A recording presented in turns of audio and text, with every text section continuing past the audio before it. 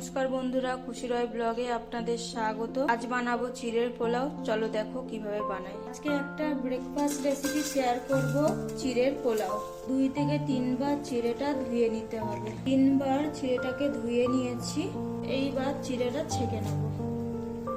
ধুয়ে রাখা চিড়েতে অল্প দেবো নুন আর দিয়ে দেবো 2 চামচ চিনি। নুন আর চিনি চিড়েটার সাথে ভালো করে মিশিয়ে 10 মিনিট রেখে দেবো।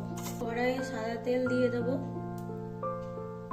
তেল গরম হয়ে গেছে, কয়েকটা কাজু বাদাম ভেজে নেব। কাজু বাদাম ভাজা হয়ে গেছে, তুলে নেব।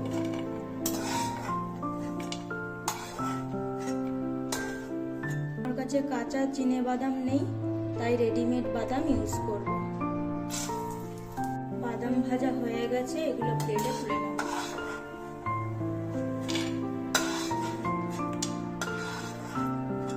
এই তেলে কয়েকটা কিশমিশ ভেজে নেব। কিশমিশ ভাজা হয়ে গেছে, এবার প্লেটে এগুলো তুলে নেব।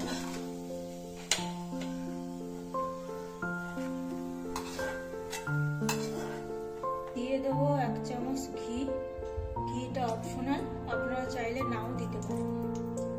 দেবো একটা তেজপাতা, 4টে লবঙ্গ, 4টে এলাচ। দিয়ে দেবো আদা কুচি।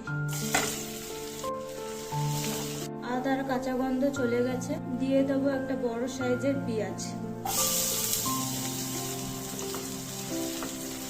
পেঁয়াজ হালকা লাল করে ভেজে নিয়েছি। কেটে নিয়েছি 2টো ছোট সাইজের আলু, এর মধ্যে দিয়ে দেবো। দিয়ে দেবো পরিমাণ মতো নুন।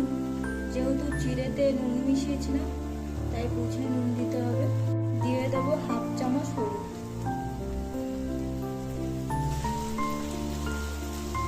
দিয়ে দেবো 2টো লঙ্কা কুচি। আলু ভাজা হয়ে গেছে, এর মধ্যে দিয়ে দেবো চিড়ে। আলুর সাথে চিড়েটা ভালো করে মিশিয়ে নেব। এই সময়টা নুন ঝাল মিষ্টি চেক করে নেবে। দিয়ে দেবো ভেজে রাখা কাজু বাদাম, কিশমিশ আর বাদাম।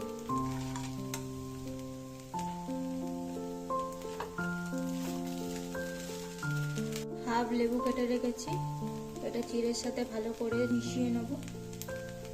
লেবুর রসটা ভালো করে চিড়ের সাথে মিশিয়ে নেব।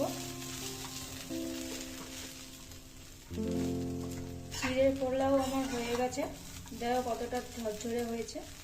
এবার গ্যাসটাকে বন্ধ করে দেবো। রেডি চিড়ের পোলাও।